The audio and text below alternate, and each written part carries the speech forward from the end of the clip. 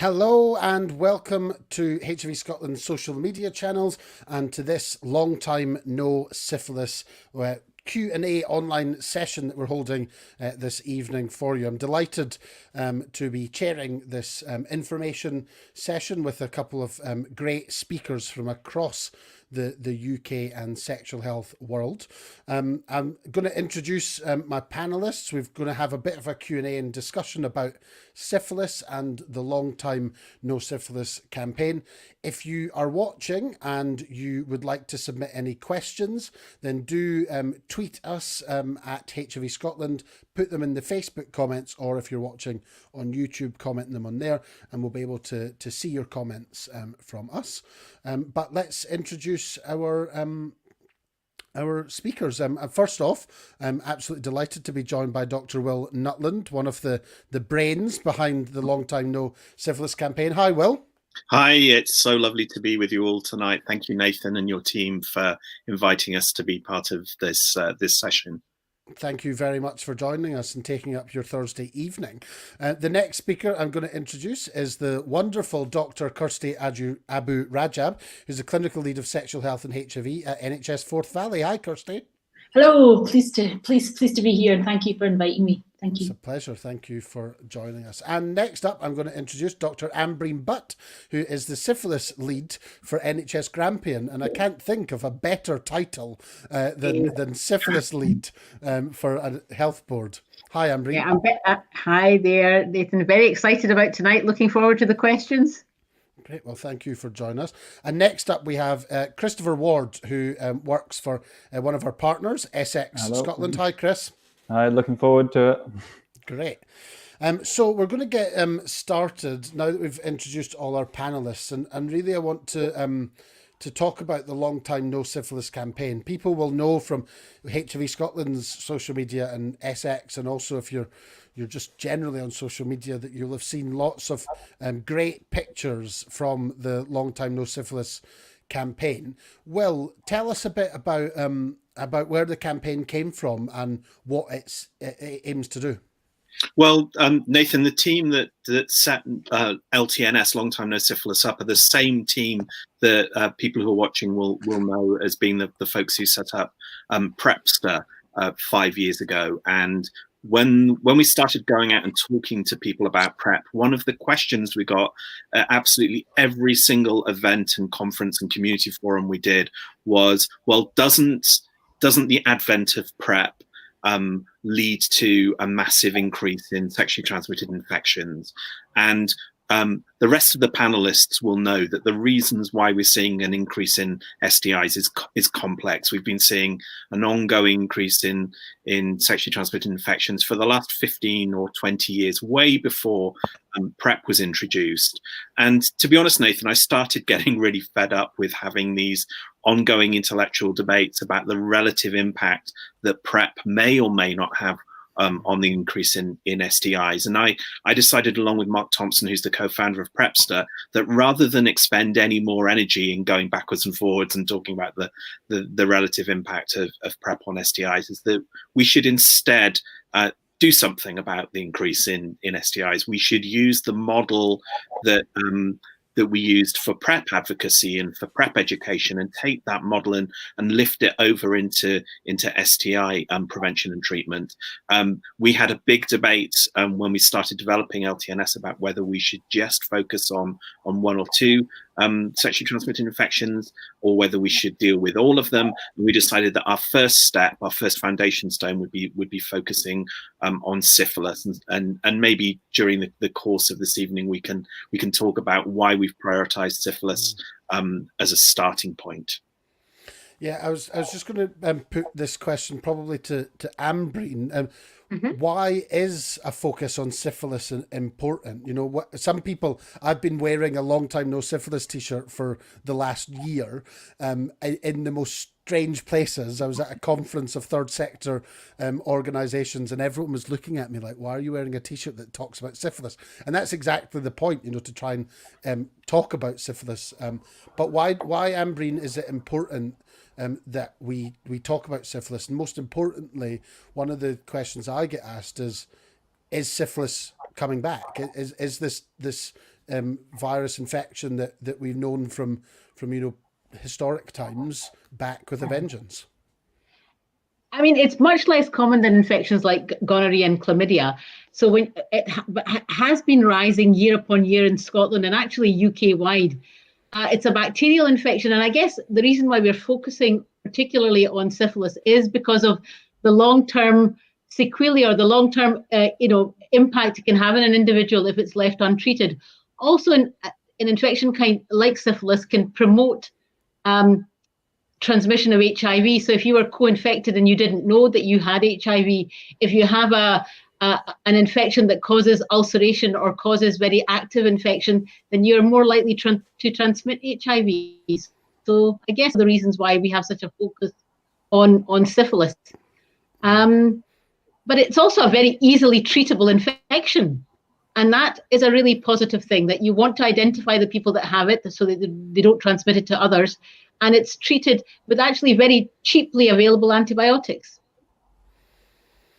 And I guess that's one of the successes of a campaign like Long Time No Syphilis, Will, that getting people into testing is really easy to then get them treated. I know that it's very different in Scotland, but in England there is postal syphilis testing sampling kits. And has that been a real success of the campaign in England, getting people access to testing? Well, so postal testing isn't available across the whole of England. It's certainly available on a pan-London basis through a scheme called Sexual Health London, or SHL. And we've worked hand in glove with SHL to really promote syphilis testing and a range of, obviously, not just syphilis testing, but STI testing across the last 18 months. And Nathan, I think whilst we're not seeing massive numbers of people order an online testing kit as the result of the LTNS work, the feedback we're getting from Sexual Health London is that actually what we are seeing is that when someone who follows our unique URL into the SHL service, those people are much more likely to complete the test ordering process. There's a lot less attrition. People are much more likely to order a test kit and then return a test kit. So that's showing that we are engaging with people who are really making a decision that taking a syphilis test is important for them. So not necessarily massive numbers, but quality of people who are resonating with the work and are understanding that a syphilis test is something that's important for them. And Kirsty, from a central belt perspective, are we seeing more syphilis in the central belt than maybe Ambreen's seeing in Grampian? Is it a concern for us here, or what are the communities most affected that we're seeing with syphilis in Scotland? Yes, so certainly most of the syphilis that we see in Scotland is in the cities, so as in Lothian and Glasgow, but we see it everywhere in Scotland. The majority, actually, when you look at the figures for 2018, so 2018 was the highest, I think the highest number of syphilis that had been seen for a long time. And then when you look at 2019 figures, they were down a little bit, so but still high. The majority of people, I think maybe about 90%, are men who have infectious syphilis, and that high proportion of them are MSM as well. So those are the kind of people we are seeing most commonly with syphilis. But it's encouraging that the figures haven't gone up in 2019 to compare to 2018. They certainly seem to have plateaued. But again, more people are on PrEP in 2019 than in 2018. So again, it's reassuring that the figures haven't continued to go up as certainly some people thought would happen as more people got on PrEP. But we're certainly targeting men who have sex with men, but very much encouraging, because there is still a great a proportion of heterosexual people and women who have syphilis as well. Great, thanks, Kirsty. And Chris, from a health promotions point of view, Kirsty's mentioned that gay and bisexual men are among some of the highest impacted by syphilis. Where for SX, an organisation that is focused on the sexual health and well-being of people gay and bisexual men. What are the priorities in getting those messages across to the populations that you look to get to? I think the main thing is considering how we get this messaging out, but also making sure that it's quite clear and concise so people are able to identify symptomatic syphilis and they'll be able to access testing.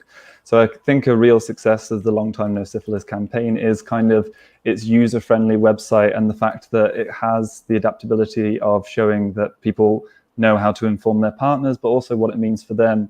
And I think the translation part of the website is a really useful tool that is something we could use here as well. Absolutely. I was just about to ask Will about that. All the different languages that we see Long Time No Syphilis in, which is great because not everyone that needs these messages can speak or read English. And Will, the translations in the different languages that the resources are available in have played quite a big role in the campaign. And why did you think when setting it up that was vital as part of this sexual health messaging?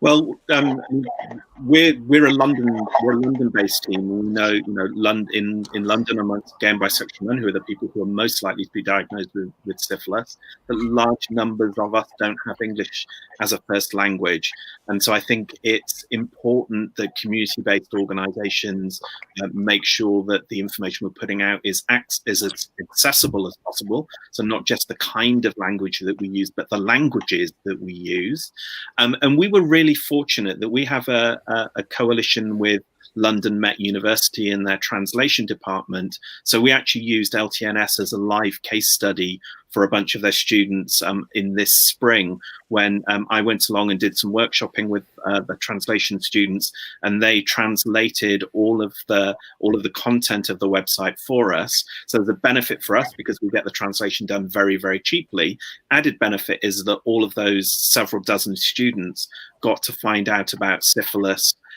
in a way that they wouldn't have otherwise got to find out about it. So it's a win-win. We get a whole load of great translation work done. Students get educated about syphilis and other sexual health work. And Nathan, you've already mentioned the LTNS t-shirts. I've got one on here. I'm not quite sure if you can see it, but all those students then got a gift pack from us. So they were going either going around London, or as we went into lockdown, going back home with their tote bags and t-shirts, and then they were able to tell people where they were from their communities about syphilis as well. So a win-win-win there. I will ask you at the end, Will, how we can get our hands on some tote bags, because I've been seeing lots of people using a Long Time No Syphilis tote bag when they're going for their shopping. Kirsty and Ambreen, I wanted to touch on, we've been going through another pandemic right now, which has probably really impacted on testing for syphilis. In Scotland, we've got HIV testing services that can be done at home through HIV Scotland and Waverley Care's HIV self-test service. But when it comes to syphilis, is there a home test for syphilis? Can people be tested for syphilis at home in Scotland? I can certainly talk for Grampian, Nathan, that one of my colleagues, Daniela Brawley, has been piloting sending out little blood tubes that patients can actually, people can send a sample into our own laboratory to be tested for syphilis. Unfortunately, there is no rapid testing for syphilis, so we couldn't send them out a kit and say, do that and you'll get a result in 30 minutes. And that would be the ideal thing. But within our service, we've always prioritized gay and bisexual men, and for that reason, there was a definite slowdown in testing over lockdown. We were seeing hardly anybody face to face, but we're trying to do a catch up now and making sure that we're inviting people back to be tested within the service. And we do have a facility within the service to do rapid testing if we think somebody, if we're suspicious that somebody does have an indication that they've got active syphilis or they need treated immediately. But I think we're maybe a little bit behind the thing, what's happening in London with that ability to send out a kit and do your test, send in a postal testing kit. And sorry. No, on you go, Kirsty, if you've got something to add there. Yeah, I guess what I was going to add was that obviously the pandemic has stopped us seeing people in the clinic, but what it has allowed for us to try and speed up some of the projects that we were already working on, like trying to increase HIV testing by post, or trying to increase testing for things like chlamydia and gonorrhea as well. And I think it has helped speed that up. So hopefully with syphilis, we can do that as well. Things that would have taken us a long time before, we're managing to do a bit quicker. So I'm hoping that we'll be able to do a lot of these things that are maybe being done in the south sooner here as well. And for some people or many people that might watch this might not actually know how syphilis operates. And some, Ambreen, you mentioned active syphilis, which obviously is when it's not been treated. But the way in which a HIV test, for instance, works would be that if you were living with HIV, you would get the test, and it would tell you then that you were living with HIV. With syphilis, it might be a bit more difficult. If you'd had HIV in the past and then it was treated, it might still show up on one of those tests. Is that a challenge for testing technologies? Not at all. The thing about syphilis again is that once you have had syphilis, your blood test will always indicate that. So there are various things that we can do, various tests that we can do that will tell us whether the infection is active. There's a one particular marker called your RPR, which basically just gives us an idea of how active the infection is. Unfortunately, even these tests, you can't just do them within your clinic. They're not point of care tests, so they're not ones that will give you a result immediately. So if somebody's had syphilis before, they can't come into my clinic unless they have symptoms and I can tell that they've got syphilis again. So that test has to go to the laboratory. But, there are things that we can do. The thing about syphilis is like HIV. Once you've been infected, you will always be positive. But remember, HIV is controlled with drugs. HIV is curable and treatable. So all we're picking up is the antibody, your body's response to the infection, if that makes sense. I think syphilis was curable and treatable. I think was the. Is that why I said it the other way? HIV. Sorry. HIV is controllable with drugs, and you can become undetectable. But syphilis is completely curable and treatable with antibiotics. Yeah. And just one of the people that's watching, hello, Yvonne, who's a clinician in NHS Lothian. She's also confirmed that postal testing kits in the Lothian region include syphilis. So that self-sampling model that started following COVID, mainly for people on PrEP. But I thought I would just point that out. And thanks for watching, Yvonne. I wanted to get to a couple of the questions that have been submitted. And given that we've just mentioned HIV there, one of the questions we've got from someone that I hope is watching says that it's commonly quoted fact that people living with HIV are at higher risk of syphilis. Is this due to the extent of viral compromise caused by HIV, regardless of HIV viral load being undetectable? And if someone is HIV positive, how long would they need to be on treatment before their risk of contracting syphilis becomes that of what it was prior to being diagnosed with HIV? So is it HIV that makes people more likely to contract syphilis? Is it the other way around, Ambreen, as I think you were maybe highlighting earlier, or is it just the people that might be affected by HIV that are more likely to be infected with syphilis? Who would like to take that question? Well, on you go, Ambreen. Yeah, I was going to say Will might have an answer to that, but I think, like you were discussing before, it is multifactorial. If you look in Scotland, so in 2017, about 25% of gay and bisexual men who were diagnosed with syphilis were actually HIV positive. Last year, there was a fall. I think it was about 20%. So I'm not sure. I mean, we certainly know that infections like hepatitis C are more likely to be contracted in individuals who are HIV positive. But for syphilis, whether it is, the fact that people have behaviors have changed because they're undetectable and they are, they know that they can't transmit HIV. So they're more likely to contract other STIs. Kirsty, did you have anything that you... Yeah, I guess the only point I was going to make was in terms of being, so if you're living with HIV and you're saying that you're more susceptible to syphilis because of the HIV itself.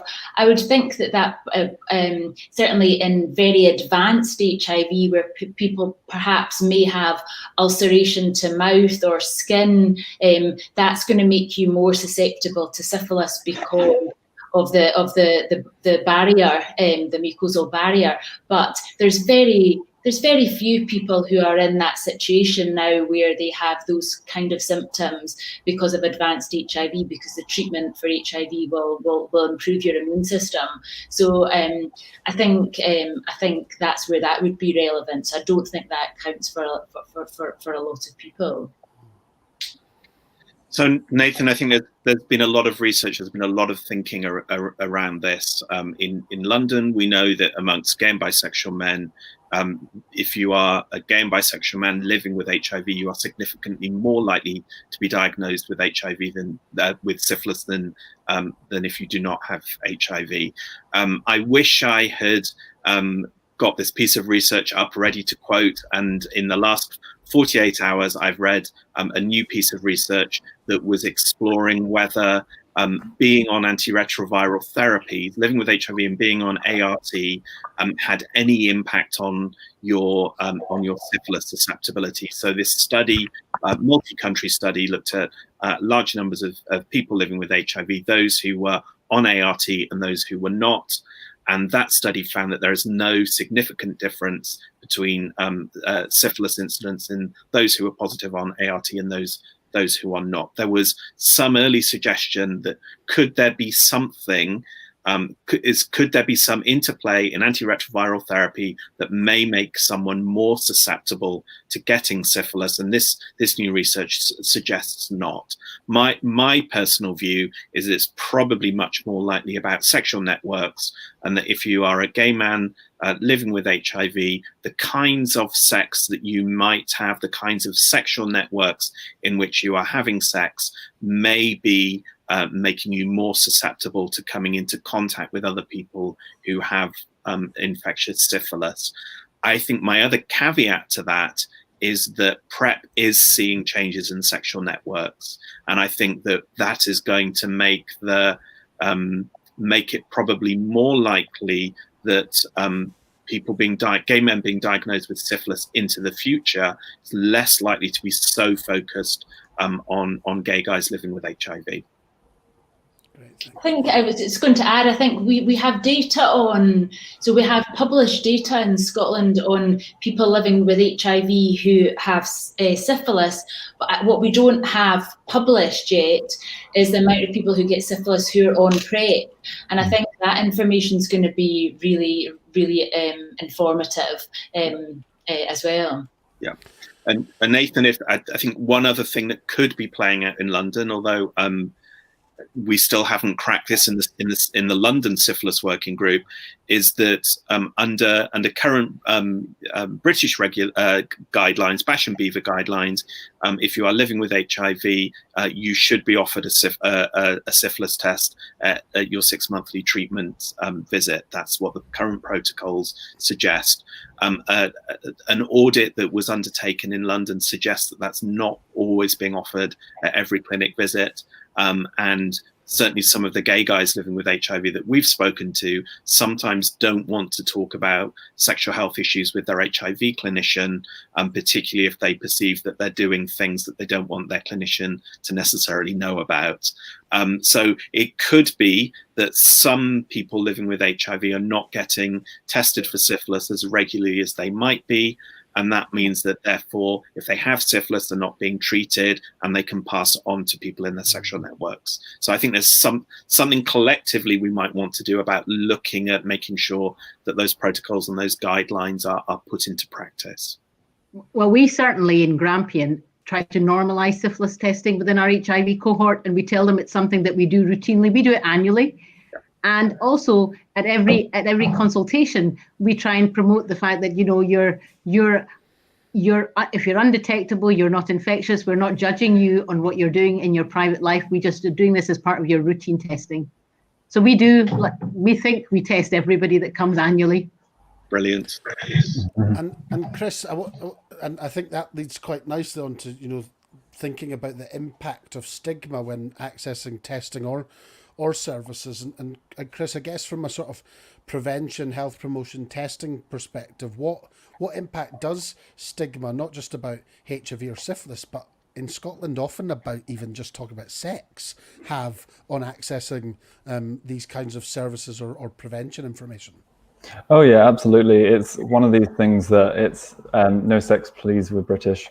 That kind of scenario works up. But I think it's the kind of problems that arise is around stigma around relationships, and also because it's quite a small community here in Scotland, so it's quite easy for people to know each other quite quickly. So I think a big part of it is normalizing talking about sex, but also talking of the fact that sex is something we do because it's enjoyable and pleasurable. And that's why we should talk about things like the Love Tank do really well with this, and talking about sexual pleasure as part of prevention. And I think once we start to reframe that conversation around sex is good and there are ways to keep yourself safe and there are ways different to enjoy it, you're going to get more people seeing sex and sexual health services and as a normalized thing that you engage in and as just another part of your health.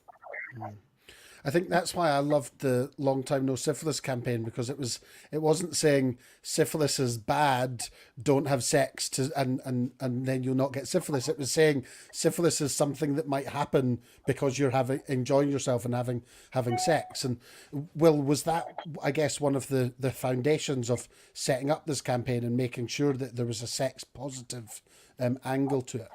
Absolutely. Well, we're a very sex positive organisation. You've seen through the work we've done around PrEP, and our starting point was that we didn't want to persuade people not to have enjoyable sex lives. We wanted to help and encourage and facilitate it. So you're right. The layer that we've added in is that if you are going to be having sex, then syphilis might be one of the things that you encounter. Here are the things you can do to reduce the likelihood of getting syphilis. Here are the ways that you can check out that you might have syphilis. Here are some of the symptoms, but also really reinforcing this issue, as kind of Chris has already highlighted, issues of how we can better persuade people to have regular testing. And then if you do test positive for syphilis, what you can do to reduce the onward transmission of syphilis to your sexual partners, and how you can be better equipped and skilled and supported in letting your sexual partners know that you have tested positive for syphilis, and what they can then do to go and get tested and treated. Great. One of the questions we've had in from someone watching on Facebook is, how can we combat the "it won't happen to me" attitude that sometimes spreads with these kinds of infections? How do we expose, or do we need to expose people to consequences of syphilis? Ambreen, you mentioned the sort of long-term consequences potentially of syphilis if it wasn't picked up. Do we need to expose people to those consequences before it happens for real? Or is there another approach that we can take to prevent syphilis or test and treat syphilis? I think knowledge is the most important thing. And I think what Will's been saying about making people aware of the symptoms. I mean, we very rarely see people with the long-term consequences because we're very fortunate. We live in the age of antibiotics, and and the groups that we're seeing syphilis the most are very well informed on the whole. My concern, certainly living in what I regard as the sticks here in Grampian and actually other parts of Scotland, is the people that are unaware of these infections. They're living in communities where these kind of sexual health isn't discussed openly, and that is really very unfortunate. And I think what I'm finding with the gay and bisexual men I see in the clinic is that PrEP has been very freeing. This horrible, they said that this sort of cloud that would hang over them all the time of the concerns about contracting HIV, that's now gone. So it's just making them aware of what to look out for if they come across this infection, what symptoms to look out for, and actually maybe educating the people that might not come and access sexual health services. And Kirsty, we've talked about the symptoms of syphilis, but we've not mentioned what they are. So I'd put the question to you and anyone else that wants to jump in. But what do we need to look out for as the symptoms of syphilis? Yeah, so if you're looking at the symptoms of early syphilis, if people present with it or if they're aware they've got symptoms, it's usually an ulcer that appears, and I guess textbook says that the ulcer is painless, so you might have something that looks quite uncomfortable but isn't actually that painful, and usually that ulcer appears where people have acquired the infection, so it may be on penis, it may be on their bottom, it might be in their mouth. And the interesting thing about that ulcer is that the ulcer will get better by itself, regardless of whether you give antibiotics. Treatment is often the ulcer gets better by itself. So it's important that people know that even though it's got better by itself, that doesn't mean that the infection has been cleared by the body. You still do need treatment. So that would be the first symptoms that appear. As I mentioned, those symptoms get better by themselves. And then I guess, again, textbooks is about 6 weeks later, then people might get symptoms of secondary syphilis. And secondary syphilis is when the infection becomes more widespread. So instead of just being at the point where the person got the infection, it travels around the body. So they may feel a little bit unwell with a fever. They might have a rash all over their body. Again, textbook is hands and soles of the feet. It can, at this point, also cause problems with eyes and ears, and they can be a little bit more serious. So again, we talk about late syphilis causing or being the big problems, and it is, but occasionally you can get problems with people with really affecting their vision, especially in secondary syphilis. So it is really important to try and get tested as soon as people think they've been at risk, to try and avoid the early syphilis signs. So again, after a few weeks or a few days, those symptoms get better themselves. And again, that person might think, okay, whatever was wrong with me has now got better, I still don't need to get tested. But again, it's really important they get tested so the treatment can be given then. So those would be the symptoms of early syphilis. Ambreen, did I miss anything there? Oh, Ambreen's on mute. I'm muted. I don't know why. The vast majority of cases of early syphilis that we pick up are actually incidental. These are people that tell you that they've had no symptoms at all, which is why what Will is saying is encouraging people to get tested regularly is actually probably the most important thing. Because classically, when you see that first ulcer, a chancre, you get quite excited, but we don't see those very often. And the secondary syphilis rash, it's a really interesting rash to look at. But again, we don't see very often, but we see people with early syphilis quite regularly when they come for testing, and you speak to them about, did you notice an ulcer or did you notice a rash? And actually, quite a large proportion of them will tell you that they had absolutely no symptoms at all.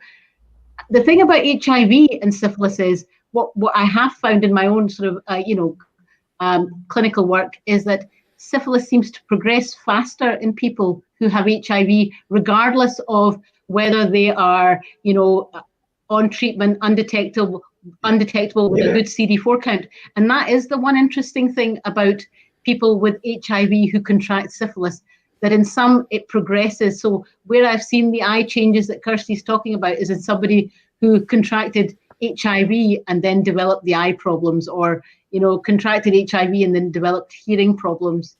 But again, maybe Will was agreeing with me, but let's see. Well, what do you think? Yeah.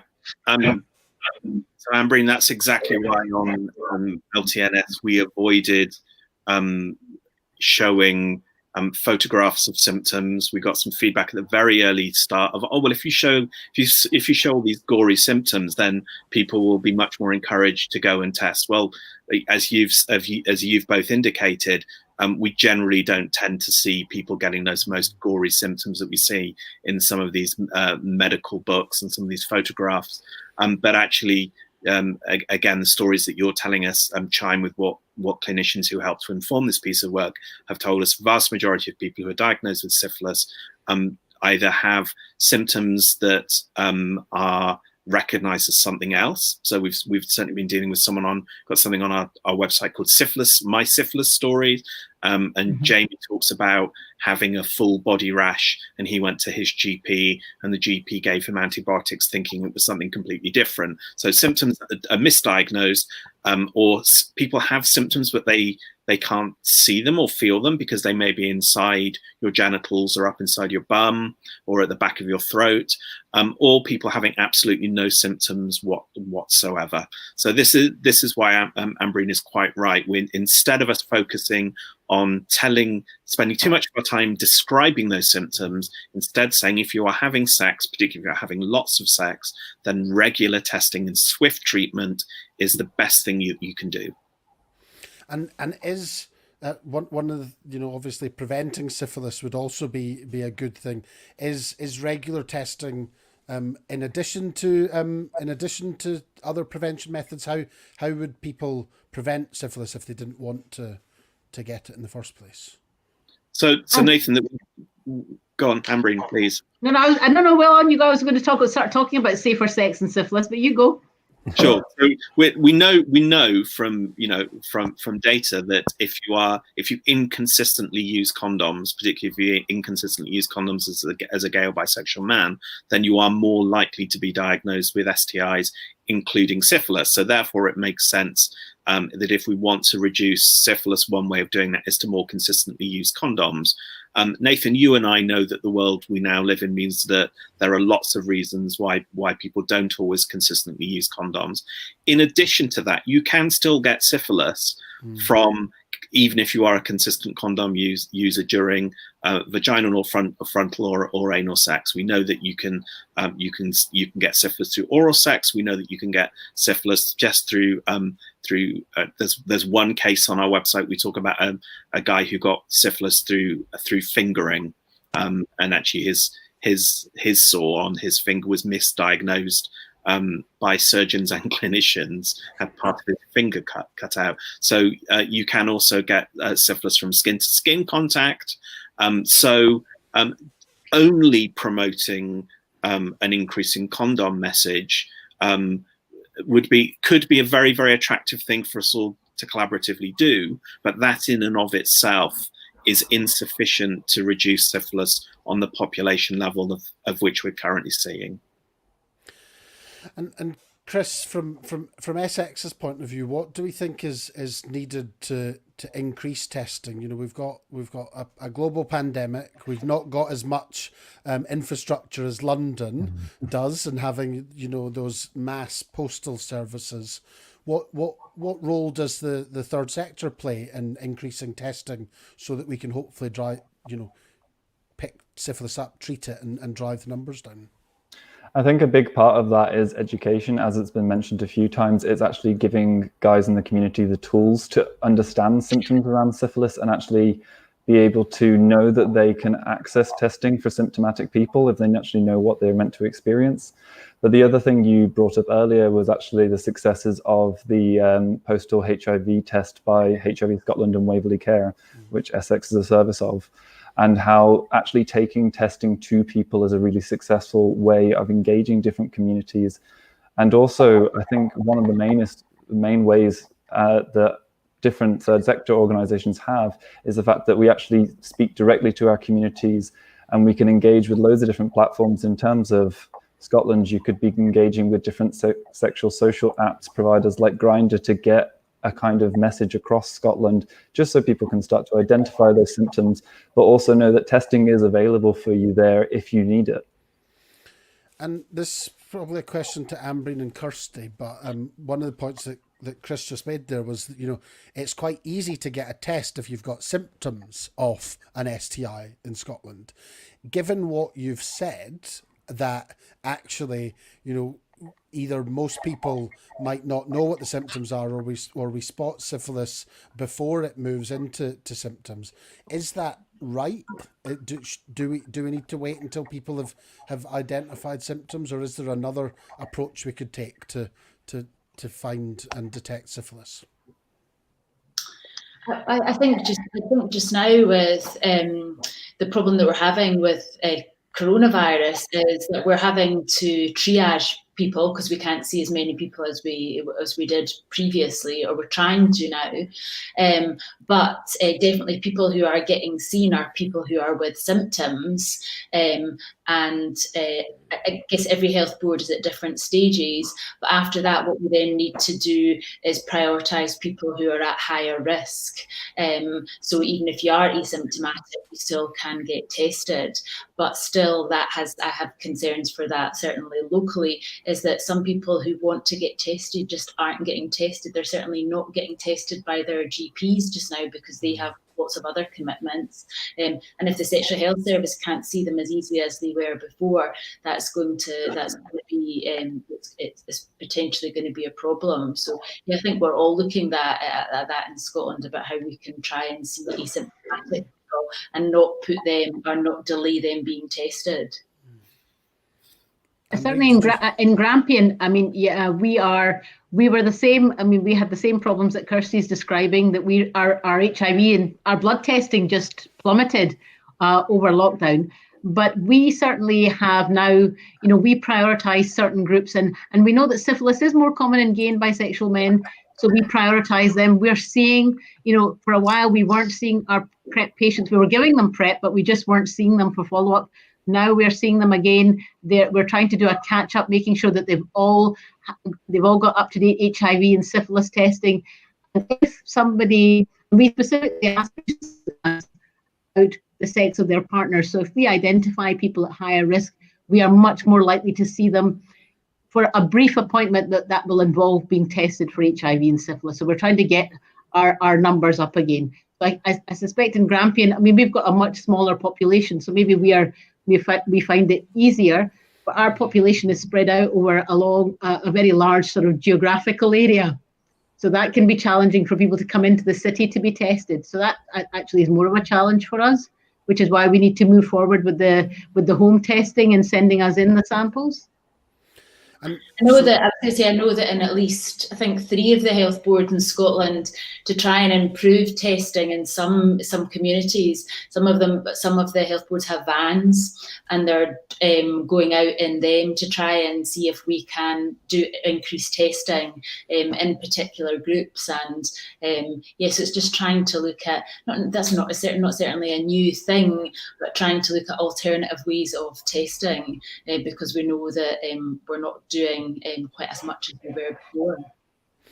So we're nearly at the end of our session. So before I say thank you to everyone for joining and watching, I wanted to get almost it's coming up to Christmas. So what's the present we could give Scotland in order that we might deal with a potential syphilis problem? If there was one thing that could change or happen to reduce to find people that have syphilis, to test them, to cure them and reduce the numbers, what would it be? And Will, I'll maybe start with you, since you look so pensive with that and full of ideas. So Nathan, I'm gonna slightly dodge the question. I think it contributes to this, but one of the key things that we're finding, and I've been surprised by this given the level of work that we've done about PrEP in the last 5 years. I'm really surprised by the level of syphilis stigma that is there. And we know that just as stigma prevents people from testing, getting treated for HIV, stigma is stopping people from recognizing that they might have syphilis and getting treated for it.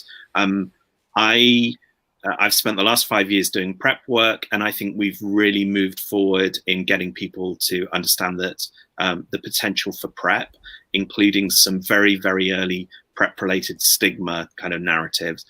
I've been hugely surprised and disappointed by some of the narratives that I've heard and seen around syphilis stigma, including we ran a promoted post on Facebook and Instagram last week and the week before, and I quite literally had to go in every single hour for 24 hours and remove the stigmatizing language, the name calling, people tagging, mostly white straight men tagging their white straight friends about how hilarious it was that they might have syphilis. And I haven't seen this level of kind of online stigmatization for a long, long time. So my Christmas present would be, how can we reduce stigma around syphilis and sexual health and HIV? Great. Well, thanks for that, Will. Chris, will we go to you next? I think Will's taken a very good answer, because yes. I was going to say stigma, because ultimately that's the thing that is preventing people from access the services they need. And the similar thing as well, we're leading up to World AIDS Day, and we've seen quite a lot of negative comments come across social media, which is appalling from people even of my generation. And I would love to see a scenario where we could talk about sex in a really open and positive way, and that sexual health is just part of that narrative. And Ambreen and Kirsty, is there anything from, stigma, obviously I think is an important consideration, and I'll maybe come on at the end to talk about how we might challenge that stigma, but is there anything from a service level delivering testing and treatment for syphilis that would make your lives easier as clinicians? Yes, at home, so making it easier for people to test. So you don't have to come in to the clinic. You can order a test, just like with HIV test, you can order a test and do it at home, do it right, and just make it easier for people. I guess that would be my wish. I think people want their test. I mean, if they want it all to be private, then I think that is the way around that, is that somebody can just, order a test online, have it delivered, send the sample in. I mean, we do offer anonymous testing, but people don't want to, there are some people who feel very stigmatized and don't want to walk into a sexual health clinic. A population that certainly we're missing out in Grampian just now are older gay and bisexual men. We used to have a sauna in the city that men kind of over 50 would go and visit, and we had a clinic in there. But once the sauna closed down, I don't know where those men went and where they're getting their care, because they certainly aren't coming to our service. So, yeah. Well, thank you very much, everyone. I guess the final point, one of those, how do we combat stigma, I guess is why the Long Time No Syphilis campaign exists. Will, you're showing off your T-shirt very, very dashingly. Other people have been showing off their beer mats. I've seen people using cocktails and showing off their beer mats. The tote bag is something that we want. Yvonne, who's watching, has asked, how does she get hold of a T-shirt? I'll make sure Yvonne gets a T-shirt, because we've got some in the office. I want one. I would also like one. I will send everyone a T-shirt. But Will, tell us about how we could get one of those tote bags or other resources from Long Time No Syphilis. So Nathan, it's a really simple thing we could do to have conversations around syphilis and sexual health, and to try and start chipping away at stigma by doing things like just wearing these T-shirts or tote bags across the summer. The few times I went on public transport, I was wearing my T-shirt and completely forgot and couldn't understand why people were giving me strange looks. But if you would like to win a tote bag, every day in November we are giving away one free tote bag to anyone who comes onto the LTNS Twitter account or our Instagram account. There's a little photograph of the tote bag, and if you retweet it, we will pick a winner. I will probably say that we're picking more than one winner a day, because we've had so many people who want one. So your odds of getting one would be very high. And you can also, if you see one of our beer mats, of which they are widely available across Scotland and in parts of England. If you see, my camera's going the wrong way. If you see one of these and you take a photograph of yourself with it and you put it on our socials, tag us in there, we are picking a T-shirt winner every single week. Right the way through until the end of March. So if you'd like to get your hands either on a tote bag or a T-shirt, then get in touch via our social media.